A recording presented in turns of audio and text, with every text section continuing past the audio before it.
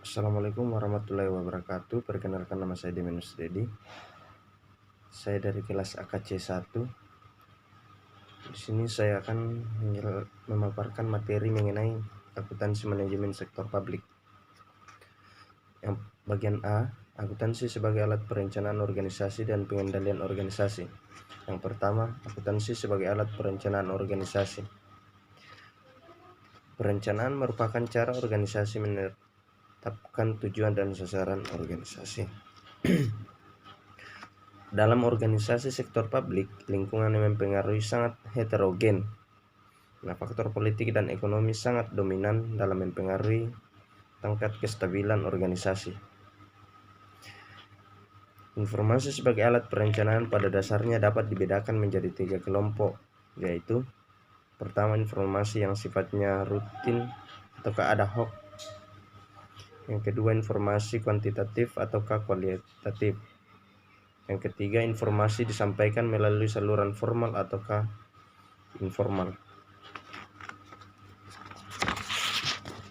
Yang kedua, akuntansi sebagai alat pengendalian organisasi.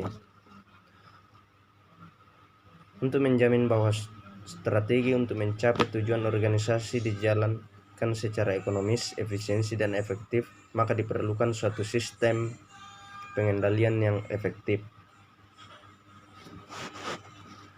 Untuk organisasi sektor publik, karena sifatnya tidak mengejar laba serta adanya pengaruh politik yang besar, alat pengendaliannya lebih banyak berupa peraturan birokrasi. Fungsi utama informasi akuntansi pada dasarnya adalah pengendalian. Dalam memahami organisasi sebagai alat pengendalian, perlu dibedakan penggunaan informasi akuntansi sebagai alat pengendalian keuangan dengan akuntansi sebagai alat pengendalian organisasi.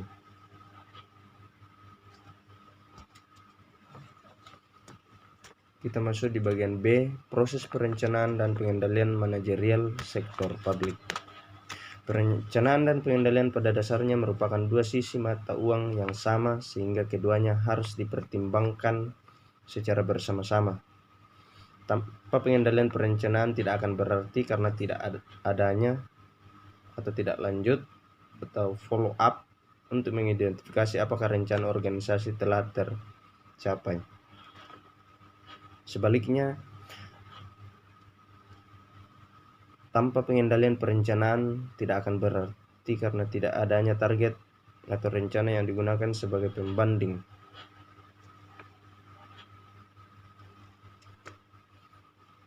Di sini Jones dan Pedlebury membagi proses perencanaan dan pengendalian manajerial pada organisasi sektor publik menjadi 5 tahap, yaitu: yang pertama, perencanaan tujuan dan sasaran dasar. Yang kedua, perencanaan operasional. Yang ketiga, penganggaran. Keempat, pengendalian dan pengukuran. Yang kelima, pelaporan, analisis, dan umpan balik. Berikutnya kita masuk di bagian C, peran akuntansi manajemen sektor publik. Peran utama akuntansi manajemen dalam organisasi sektor publik adalah memberikan informasi akuntansi yang relevan dan handal kepada manajer untuk melaksanakan fungsi perencanaan dan pengendalian organisasi. Inti akuntansi manajemen adalah perencanaan dan pengendalian. Peran akuntansi manajemen dalam organisasi sektor publik ini meliputi 6 bagian. Yang pertama, perencanaan strategis. Kedua, pemberian informasi biaya. Ketiga, penilaian investasi. Keempat, penganggaran. Yang kelima, penentuan biaya pelayanan dan penentuan tarif pelayanan. Yang terakhir, penilaian kinerja.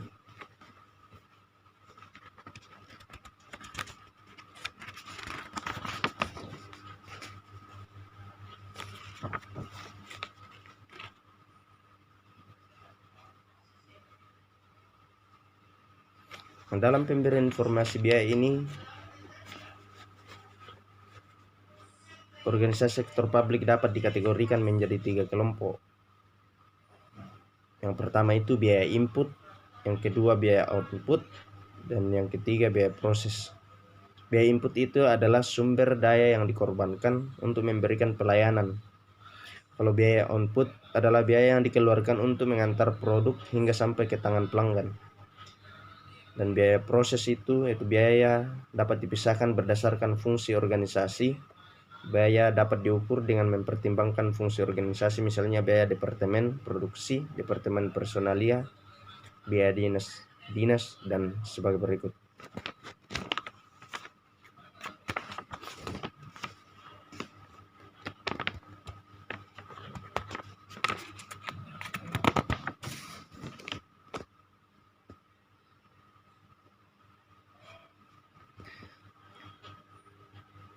Yang terakhir di sini penilaian kinerja. Dalam penilaian kinerja ini merupakan bagian dari sistem pengendalian.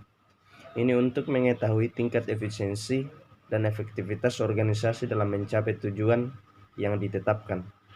Nah, di sini peran akuntansi manajemen adalah dalam pembuatan indikator kinerja kunci dan satuan ukur untuk masing-masing aktivitas.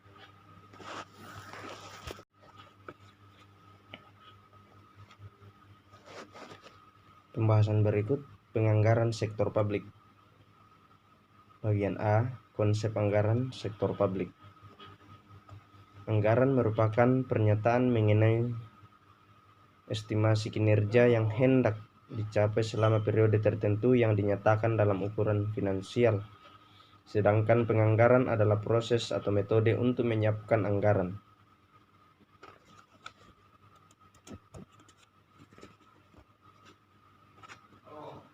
Penganggaran pada sektor publik terkait dengan proses penentuan jumlah alokasi dana untuk tiap-tiap program dan aktivitas dalam satuan moneter. Proses penganggaran sektor publik dimulai ketika perumusan strategi dan perencanaan strategi selesai dilakukan. Anggaran merupakan artikulasi dari perumusan dan perencanaan strategi yang dibuat. Aspek-aspek yang harus dicangkup dalam anggaran sektor publik itu ada 3 aspek. Yang pertama, aspek perencanaan, aspek pengendalian, dan aspek akuntabilitas. Bagian B, pengertian anggaran sektor publik. Anggaran publik berisi rencana kegiatan yang direpresentasikan dalam bentuk rencana perolehan pendapatan dan belanja dalam satuan moneter. Dalam bentuk yang kondisi keuangan dari suatu organisasi yang meliputi informasi mengenai pendapatan, belanja, dan aktivitas. Anggaran berisi estimasi mengenai apa yang akan dilakukan organisasi di masa yang akan datang. Nah, secara singkat, anggaran publik merupakan suatu rencana finansial yang menyatakan berapa biaya-biaya atas rencana yang telah dibuat. Yang kedua, berapa banyak dan bagaimana cara memperoleh uang untuk mendanai rencana-rencana tersebut. Bagian C, fungsi anggaran sektor publik. Anggaran sektor publik mempunyai beberapa fungsi utama, yaitu yang pertama sebagai alat perencanaan, yang kedua alat pengendalian, yang ketiga alat kebijakan fiskal, keempat alat politik, kelima alat koordinasi dan komunikasi, yang keenam alat penilaian kinerja, yang ketujuh alat motivasi, kedelapan alat menciptakan ruang publik.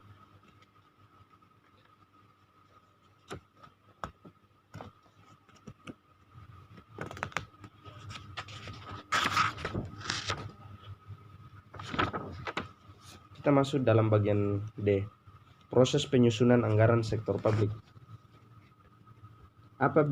APBD dan APBN yang dipresentasikan setiap akhir tahun di hadapan DPRD, DPR memberikan informasi kepada masyarakat luas tentang program yang direncanakan oleh pemerintah untuk meningkatkan kualitas hidup masyarakat dan dari mana program tersebut dibiayai. Nah, proses penyusunan anggaran mempunyai 4 tujuan. Yang pertama, membantu pemerintah mencapai tujuan dan meningkatkan koordinasi antar bagian dalam lingkungan pemerintah. Yang kedua, membantu menciptakan efisiensi dan keadilan dalam menyediakan barang dan jasa publik melalui proses pemprioritasan.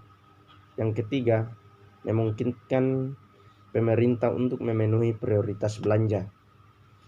Yang keempat, meningkatkan transparansi dan pertanggungjawaban pemerintah kepada DPRD, DPR, dan masyarakat luas.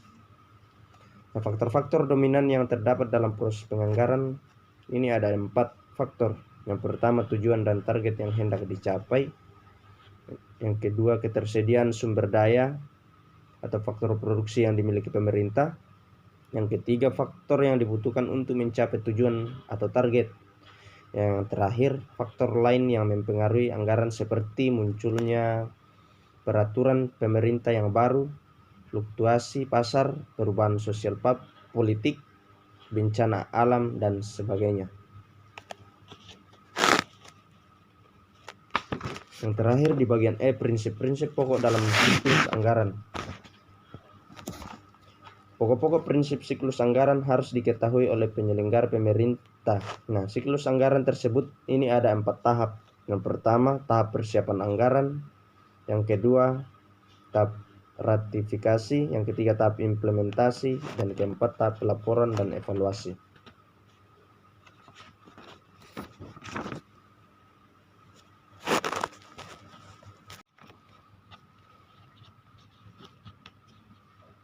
Materi berikutnya, laporan keuangan sektor publik.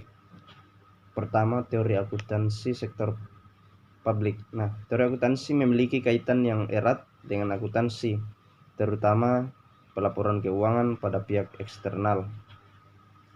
Teori akuntansi sektor publik ini sendiri sebenarnya masih dipertanyakan apakah memang ada teori akuntansi sektor publik. Nah, sektor swasta yang perkembangan akuntansinya lebih pesat saja oleh beberapa ilmuwan masih dipertanyakan apakah sampai saat ini benar-benar memiliki teori akuntansi yang mapan. Nah, suatu teori perlu didukung oleh berbagai riset yang di dalamnya terdapat hipotesa yang diuji kebenarannya. Teori memiliki 3 karakteristik dasar. Yang pertama, kemampuan untuk menerangkan atau menjelaskan fenomena yang ada. Yang kedua, kemampuan untuk memorediksi. Yang ketiga, kemampuan pengendalian fenomena. Nah, pada dasarnya terdapat 3 tujuan mempelajari teori akuntansi, yaitu pertama, untuk memahami praktik akuntansi yang ada saat ini. Yang kedua, mempelajari kelemahan dan kekurangan dari praktik akuntansi yang saat ini dilakukan. Dan yang ketiga, memperbaiki praktik akuntansi di masa datang. Nah, untuk menghasilkan laporan keuangan sektor publik yang relevan dan dapat diandalkan, terdapat beberapa kendala yang dihadapi akuntansi sektor publik. Hambatan tersebut itu yang pertama, objektivitas. Yang kedua, konsistensi. Yang ketiga, daya banding. Dan keempat, tepat waktu. Kelima, ekonomis dalam penyajian laporan. Dan keenam, materialitas.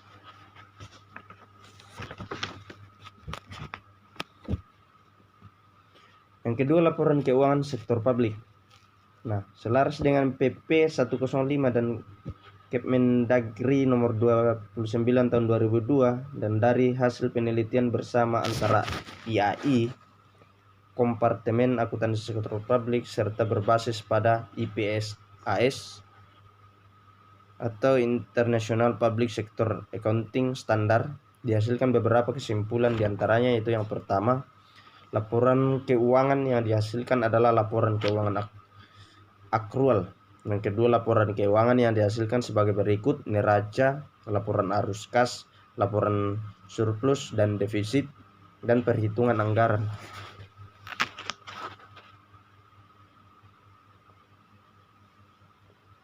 Nah, teman-teman bisa lihat di modul siklus akuntansi keuangan sektor publik di halaman 35. Ada di situ siklus akuntansinya dari dokumen pencatatan dan laporannya.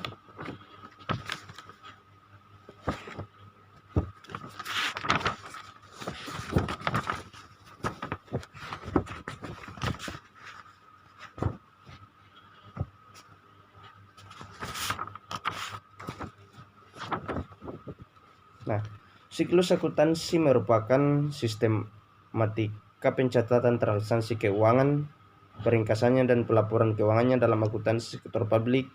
Siklus akuntansi meliputi hal-hal yang terkait diantaranya adalah: pertama, transaksi.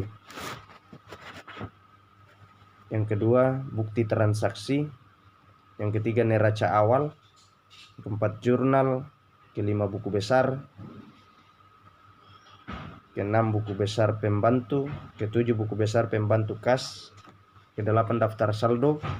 9, kertas kerja. 10, jurnal penyesuaian. 11, jurnal eliminasi. 12, laporan keuangan. Dan ke-13, jurnal penutup.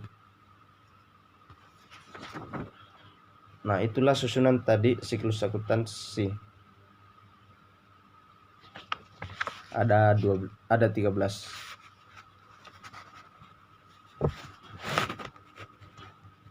Dan ketika teman-teman ingin melihat contoh bukti transaksinya, ada di modul halaman 38. Nah, bentuk-bentuk laporan keuangan organisasi sektor publik. Pada dasarnya, format laporan keuangan dan nomor rekening perlu dilakukan penyeragaman dan toleransi pengakuan serta pengukuran transaksi juga perlu distandarisasi dan selebihnya dilakukan variasi seperlunya. Nah, format laporan keuangan. Nah, bentuk-bentuk laporan keuangan pada organisasi sektor publik ini diantaranya itu yang pertama, nota perhitungan anggaran.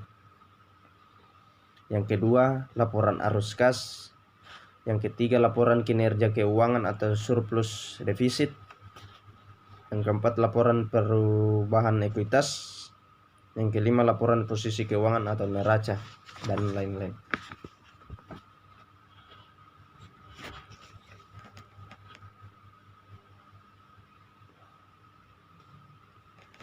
Mungkin sekian dari saya. Itulah tadi pemaparan beberapa materi. Ada 3 bab. Saya ucapkan assalamualaikum warahmatullahi wabarakatuh.